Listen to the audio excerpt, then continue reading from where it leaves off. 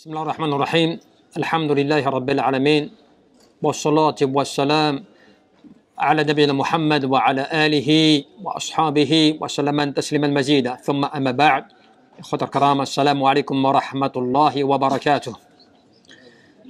إخوان إن شاء الله nous allons aborder un hadith أن النبي صلى الله عليه وسلم قال في الحديث وهو الحديث في صحيح البخاري من صلى البردين دخل al-Jannah. Ainsi, dans ce hadith, le prophète nous dit celui qui va prier les deux fraîcheurs, celui qui va prier les deux fraîcheurs entrera au paradis. Dans ce hadith, Abadallah, vous avez une information extrêmement importante. يعني فضل الله سبحانه وتعالى بحكمته بعد العبادة على بعض. Dans ce hadith, vous avez déjà la sagesse, le bienfait d'Allah subhanahu wa ta'ala il accorde à travers ce hadith, ça te rappelle cela, il t'accorde certains bienfaits par rapport à des actes d'adoration différemment d'autres. لما يعني تميز به وجعلها سبابا لدخول الجنة. Et ces actes d'adoration qu'Allah Azza wa Jal te mentionne comme cela, certains et avec lesquels il fait des différences, eh bien ce sont des actes pour certains d'entre eux qui sont des causes pour toi te permettant d'entrer au paradis. Donc ce sont des faveurs qu'Allah Azza wa Jal, des facilités qu'Allah subhanahu wa ta'ala il t'accorde quant au fait eh bien d'utiliser certains actes d'adoration et que tu les utilises véritablement et directement comme une cause pour pouvoir entrer يعني au paradis. وكذلك ومن تلك الأعمال ما ذكره النبي صلى الله عليه وسلم في هذا الحديث يعني عن فضل صلاة البردين. Et parmi donc ces bienfaits, ces récompenses qu'Allah subhanahu wa ta'ala il accorde, n'est-ce pas, sur ces actes d'adoration, eh bien il y a le fait que tu pries ces deux fraîcheurs qu'on appelle comme cela, ces deux fraîcheurs qui sont parmi les prières, des prières qui te permettent eh bien, de pouvoir entrer au paradis. Et quelles sont ces deux prières? Al-Fajr wa al-Asr, qui sont la prière du Fajr et la prière du Asr. Ce sont deux prières que le prophète a mentionnées comme étant al-Bardain, yani les deux fraîcheurs, celles qui viennent d'aucuns se faire à des moments qui sont bien plus doux que les autres moments de la journée. C'est-à-dire que ce sont des fraîcheurs. Pourquoi est-ce qu'on les appelle comme cela, les deux fraîcheurs? Parce que elles viennent à des moments où, le matin, tu sens cette fraîcheur du matin, de la matinée, qui est bien plus douce pour ce qui est au niveau de sa température, le matin pour le Fajr, et enfin aussi pour le Asr, parce que le Asr, c'est une prière, lorsque souvent le soleil a été important dans la journée, il se calme, il commence à se refroidir, donc l'atmosphère commence à se refroidir au moment de l'Asr. Et c'est comme cela qu'on te dit que, cela, lorsque tu appliques ces prières, man salla kadalik hatayn, na'am, as-salatayn, bihaqiqihima, dakhala al-jannah. Donc celui qui va prier ces deux prières, en respectant bien évidemment les règles qui sont liées à ces prières, il aura réuni des causes lui permettant d'entrer, au paradis. وكذلك وخاصة هنا الفجر والعصر et plus particulièrement la prière du Fajr et la prière du Asr لأن الفجر يكون عند لذات النوم والعصر يكون عند اشتغال الإنسان بعمله. Et pourquoi aussi ces deux prières ont une certaine importance et pourquoi elles sont des causes te permettant d'accéder au paradis? Parce qu'en fait Al-Fajr c'est une prière qui se fait forcément comme la première de la journée qui est souvent plus tôt, encore plus pendant les périodes de printemps et d'été, qui fait que quand tu pries Al-Fajr, même des gens en hiver, alors qu'Al-Fajr est une prière plus tard, souvent, beaucoup de personnes ne la prient pas à l'heure. Et cette prière d'Al-Fajr, elle a une importance parce que c'est une prière où souvent les gens, dorment à ce moment-là. Donc toi, tu te réveilles, tu sors de ton sommeil pour aller adorer Allah subhanahu wa ta'ala. Donc l'importance de cette prière du Fajr. Et enfin, pourquoi aussi la prière de l'Asr? Parce qu'en fait, souvent, cette prière, elle est appliquée, elle est réalisée à un moment où les gens sont dans l'occupation de leur pratique, de leur vie au quotidien. Tu vois, l'Asr, c'est une prière qui peut tomber soit en plein après-midi ou en tout cas dans l'après-midi, où les gens sont occupés dans leur journée professionnelle, dans leur journée, tu vois, dans leurs actions de la journée. Et donc, qu'est-ce qui se passe à ce moment-là? Eh bien, toi, Al-Fajr, déjà tu te lèves pour la prière, mais en plus, à l'Asr, tu t'arrêtes, toi, de ce que tu fais dans ta journée, de ce à quoi tu es occupé pour venir adorer Allah subhanahu wa ta'ala. En tout cas, pour interrompre ce que tu fais et adorer Allah subhanahu wa ta'ala. C'est pour ça que beaucoup de personnes, et bien souvent, ils négligent ces prières-là. Le matin, le Fajr, parce que c'est une prière qui te sort de ton sommeil, et l'Asr, parce que tu es dans l'action, tu es au travail, je dis pas, bon, ceux qui n'ont pas le choix, qui ont des fois un travail qui les empêche de pouvoir s'arrêter à ce moment-là précisément. Mais cependant, ceux qui vont s'appliquer à mettre cela dans leur vie en action, eh bien, ils sont en train de réunir deux causes très importantes leur permettant de rentrer au paradis avec ces deux prières. Aussi, qu'est-ce qu'on te dit de cela? On te dit aussi, par rapport à cela, فَمَنْ حَفَظَ عَلَيْهِمَا كَانَ مِنْ بَابِ أَوْلَى يعني أن يحافظ على بقية الصلوات. Parce que celui qui va préserver ces deux prières, Al-Fajr ou Al-Asr, et qui va s'adonner à les respecter, qu'est-ce qui se passe? En général, lorsqu'il respecte ces deux prières, il respecte les autres prières aussi. Parce que celui qui s'adonne à se lever pour faire le Fajr et à s'arrêter dans sa journée d'occupation pour aller faire l'Asr, en général, eh bien, il va forcément, eh bien, s'occuper de ses autres prières. Il va préserver aussi, eh bien, les autres prières. Donc, c'est une cause aussi, à plus forte raison. Moi aussi, ce qu'on te dit par rapport à cela, qu'il est important de méditer, on te dit par rapport à cela, بقي إنما يعني خصة يعني بالذكر وتأكد لفضلهما يعني باجتماع الملائكة الليل وملائكة النهار فيهما.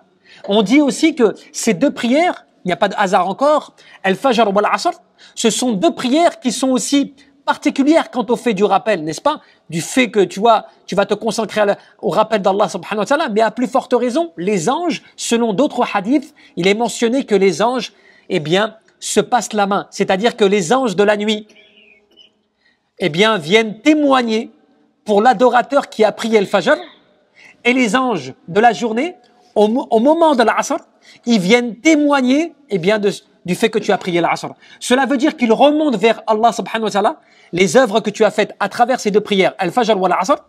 Mais Allah azza wa jal, alors qu'il le sait très bien, il demande à ses anges, comment avez-vous laissé mes adorateurs? Et ils répondent quoi? Nous les avons laissés en adoration. Et ces moments d'intercession, de passage entre les anges, elle se fait, eh bien, entre le Fajr et l'Asr. Tu vois, ces prières, elles ont vraiment une importance particulière. Ils sont là, ils s'informent, Allah Azza wa Jal, ils transmettent l'information, Allah subhanahu wa ta'ala, alors que Allah Azza wa Jal le sait très bien, bien évidemment. Il informe de la situation de ces croyants. Imagine maintenant qu'auprès d'Allah subhanahu wa ta'ala, en accomplissant ces deux prières, Al-Fajr ou Al-Asr, particulièrement en respectant leurs règles et leur temps, bien sûr, en plus des autres, eh bien, tu fais partie de ceux qui vont être mentionnés par les anges auprès d'Allah subhanahu wa ta'ala, comme étant des personnes qui étaient dans l'adoration d'Allah azza wa jal, qui n'ont pas négligé ces deux moments. T'imagines? Et en plus de cela, tu es en train de réunir des causes te permettant d'entrer au paradis. C'est pour ça que c'est encore plus étonnant quand tu vois que les gens négligent la prière tout court.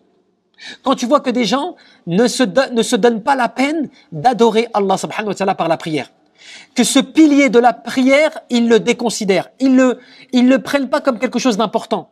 Alors que cette prière, elle constitue la colonne vertébrale, n'est-ce pas, de l'islam. La tête même du corps. Cela veut dire que le corps, tu le reconnais comment? Par le fait déjà de sa tête aussi. Un corps sans tête, ce n'est pas un corps complet. C'est un corps imparfait. Il ne vit plus le corps, finalement. Puisque c'est la tête qui fait donc la vie même. Tu sais, tu as des fois des personnes que tu peux voir. Allah nous en protège, des fois ils sont amputés de leurs bras, de leurs jambes. Des fois, ils n'ont plus de jambes, plus de bras. Et pourtant, ils vivent encore, subhanallah, avec leur tête et leur corps. Et leur torse, subhanallah. Des choses extraordinaires comme cela que tu vois. Mais quand tu enlèves la tête, c'est fini, il n'y a plus de vie. C'est pour dire aussi que cette prière-là, elle est tellement importante que les gens oublient, et ça c'est un travail de shaitan, qui fait en sorte de faire négliger la prière aux gens, en leur faisant oublier que la première des choses sur laquelle l'adorateur d'Allah subhanahu wa ta'ala sera interrogé dans sa tombe, min amalihi, de ses œuvres, eh bien c'est sa prière. L'a-t-il faite ou pas? On oublie aussi, et de se rappeler aussi pour beaucoup de gens, que cette prière, as-salah, qu'est-ce que ma'naha, quel est le sens de la prière? Le mot prière, as-salat, fil islam, c'est quoi? C'est l'invocation. Cela veut dire que quand tu pries pas, quand tu négliges ta prière, qu'est-ce qui se passe? Tu es en train de couper le lien le plus important te permettant d'être en connexion avec Allah subhanahu wa ta'ala. Te permettant de demander à Allah azza wa jalla, te permettant de pouvoir être parmi les adorateurs d'Allah subhanahu wa ta'ala. Parce que même si tu jeûnes, même si tu fais le hajj, même si tu donnes zakat, mais ta prière, tu ne la fais pas, qu'est-ce qui se passe? Tu es en train de couper ta relation verticale qui est la plus importante, qui est la relation avec Allah azza wa jalla. Tu essaies de conserver ta relation horizontale. Tu sais, zakat, le pèlerinage, des trucs comme cela, même si tu le fais pour Allah subhanahu wa ta'ala. Walakin, ta relation principale, primordiale, qui fait que même le prophète Mohammed est parti chercher la prière du haut des 7 cieux. Tu vois, cet ordre-là, eh bien, tu le négliges. Tu la négliges, cette prière, subhanallah. Et on oublie à quel point cet ordre-là a été donné à tous les prophètes. Tous les prophètes avaient l'obligation de prier et avaient une prière à appliquer. Mais l'islam est venu avec la perfection de la prière, avec la prière complète et parfaite dans son mode d'application. Pourquoi? Parce qu'à l'époque, tu sais, certains appliquaient la prière avant l'islam le matin et le soir uniquement. Toi, en tant que musulman, tu as 5 prières par jour. Ces 5 prières, elles vaut, comme tu le sais, 50 prières. 50, subhanallah, salawat, comme c'est mentionné dans le hadith. À la base, c'était 50 prières. Allah a descendu cela jusqu'à 5 prières. Mais avec des fadlihi, par sa miséricorde et ses bienfaits, Allah Azza wa Jal, il t'accorde la récompense de 50 prières, subhanallah. Comment tu peux négliger encore avec cela tes prières? Comment la personne ne peut pas se dire, mais subhanallah, cette adoration? Allah dit, innani anna Allahu la ilaha illa ana, fa'abudani wa aqimi salata li dhikri. Quand il a dit à Moussa, alayhi salam, qu'il a appelé Moussa, et qu'il lui a dit, certes, je suis Allah, et il n'y a d'autres divinités qui ne méritent l'adoration si ce n'est moi. Adore-moi et accomplis la prière pour te rappeler de moi. Subhanallah. Comment l'adorateur qui ne prie pas, qui néglige cette prière, comment il peut se rappeler Allah? Comment tu peux faire partie de ceux qui se rappellent Allah subhanahu wa ta'ala quand tu coupes ce câble avec Allah subhanahu wa ta'ala? C'est comme celui, tu vois, tu fais pas de prière, imaginons. C'est comme si tu avais un téléphone portable, dernier cri, dernière catégorie, mais tu n'as pas de puce dedans. À quoi il te sert ton téléphone? À part faire des petites applications comme cela. Ça ne sert à rien. Mieux que cela, même si tu as une puce, même si tu as un super téléphone, mais que tu es au moins 6, au moins 7 sous-sol, en quoi, subhanallah, tu vas capter quelque chose comme cela? Tu n'as pas de réseau, tu n'as rien. Ce que tu as comme outillage ne te sert à rien.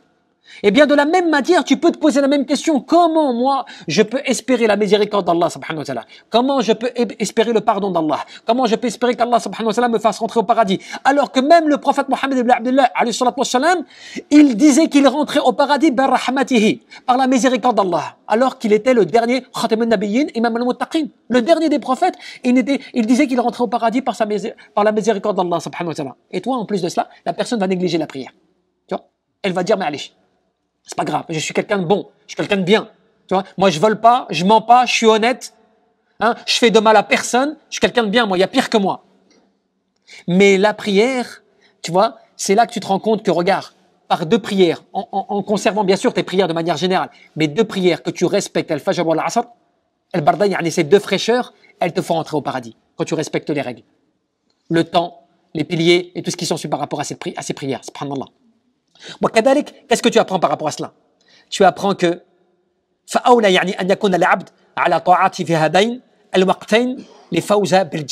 celui qui va respecter ces 2 prières à ces moments, donc aux heures.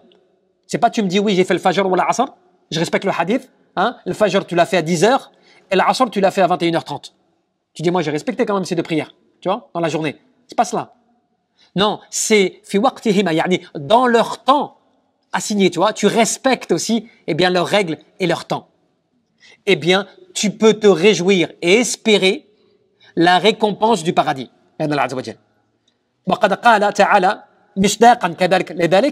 Jalla fi'ala, il a attesté de cela, n'est-ce pas? في القرآن وسبح بحمد ربك قبل طلوع الشمس وقبل الغروب. Allah Jalla fi'ala te dit et glorifie par les louanges de ton Seigneur, n'est-ce pas, avant eh bien, le lever de l'aurore et avant le coucher.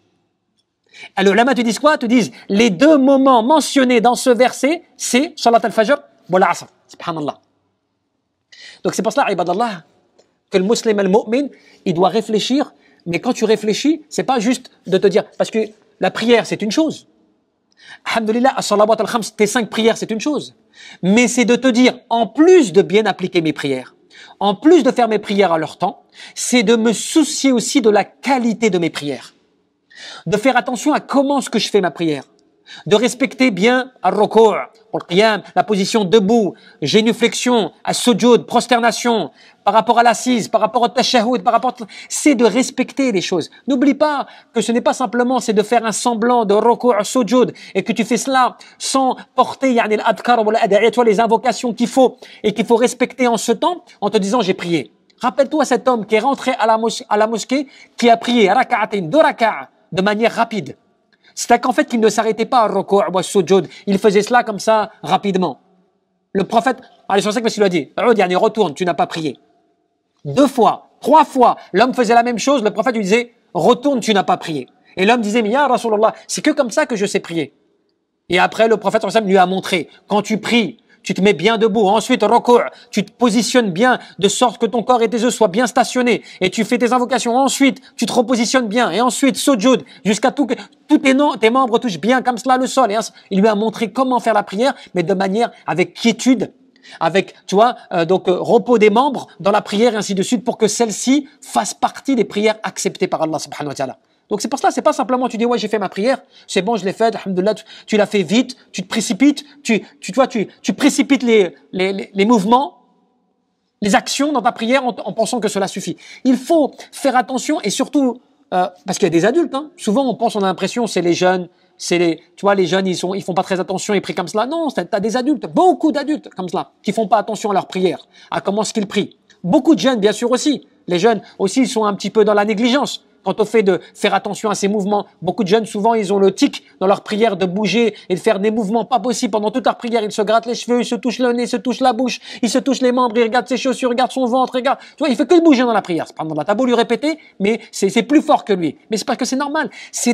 La prière, elle est tellement importante, elle est tellement lourde que Shaitan, il fait le maximum pour déconcentrer la personne dans sa prière. Parce qu'il sait que, en lui faisant cela, il lui vole des parties de la prière, tu vois. Donc il lui fait penser à tout. Et ben même les adultes, al-kabara, même les adultes sont touchés par cela. T'as des gens qui réfléchissent pas des fois dans leur prière, ils font sujud. Tu te demandes comment il a fait pour dire, tu vois cette dua, on fait sujud, on fait ruku', on fait tashahhud, tu te demandes comment il a fait tellement il a fait cela vite. Tu vois? Il a même pas eu le temps de poser son front déjà qu'il s'est relevé. Il a même pas eu le temps de faire un ruku' que déjà il s'est relevé. Tu vois? Eh ben, il faut s'inquiéter, ya ibadallah, il faut s'inquiéter de ces détails, parce que si tu veux, alhamdoulilah, réunir le maximum de causes, asbab, de pouvoir faire en sorte de pouvoir rentrer au paradis aussi par ces biais-là, parce que tu sais pas c'est quelle œuvre. Tu sais pas c'est quelle œuvre qui va te permettre qu'Allah Jalla fi'ala va te pardonner et te faire entrer fil Jannah. Tu sais pas c'est laquelle de tes œuvres. Tu sais pas si c'est ta prière, si c'est ton jeûne, si c'est tes sadaqat, si c'est ton hajj, tu sais pas, adkar, qira'at al-Qur'an, tilawat al-Qur'an, ta lecture du Qur'an, tu ne sais pas quelle est l'œuvre qu'Allah Jalla fi'ala va accepter de toi et qui aura été la cause qui te fasse rentrer au fil Jannah. Tu sais pas. Donc à partir de là, tu dois faire attention à chaque chose. Et c'est marrant comment est-ce que l'être humain, il est comme cela dans son travail. Fait amalihi dans son travail, il est comme cela dans sa société. Quand il a sa société, il fait attention. Hein, quand il reçoit toutes les factures des fournisseurs, il regarde bien, est-ce que les prix correspondent bien à ce qu'il a négocié? Est-ce que les fournisseurs ne lui ont pas rajouté des produits supplémentaires? Est-ce qu'il n'y a pas des produits qui manquent dans ce qu'il a commandé? Tu vois, il est très attentionné, c'est vrai ou pas, dans ces détails. Il regarde bien, il vérifie bien les prélèvements, les virements, tout cela. Il vérifie tout cela avec attention et soin parce qu'il sait que cela pour lui, ça coûte. Il donne de l'importance à ses capitaux. Il ne veut pas perdre. comment est-ce que la personne ne réagit pas comme cela dans l'adoration d'Allah subhanahu wa ta'ala, en faisant attention à ses prières, en vérifiant la qualité de ses prières, en vérifiant la qualité de son intention, en vérifiant la qualité de sa lecture de Coran, en vérifiant la qualité de son comportement dans son quotidien, et ainsi de suite, subhanallah. Analyse, passe sous le radar toutes tes œuvres de la journée, de la semaine, pour voir comment est-ce que tu fonctionnes. Parce que tu ne sais pas laquelle de ces œuvres sera acceptée par Allah subhanahu wa ta'ala. Voilà pourquoi c'est important avec ce hadith, ces deux hadiths de celui qui prie, ces deux fraîcheurs, Allah Jalla fi'ala lui permet d'entrer dans le Jannah. Eh bien, regarde ce hadith, comment il te parle sur l'ensemble, tu vois, de ton adoration, de tes prières, de la qualité de tes prières, tu vois, de l'importance de tes prières, de l'importance de ces deux moments d'Al-Fajr ou Al-Asr. Et qu'est-ce qu'elles veulent dire? Qu'est-ce qu'ils veulent dire ces deux moments, tu vois, dans ta journée et ainsi de suite pour te remettre en cause. Wallahu a'lam. Tabaraka wa ta'ala yarzuqna al-ikhlas fi al-qalb wal 'amal wan niyyah. ila sabili rabbika bil hikmati wal maw'izati al hasanati wajadilhum billati hiya ahsan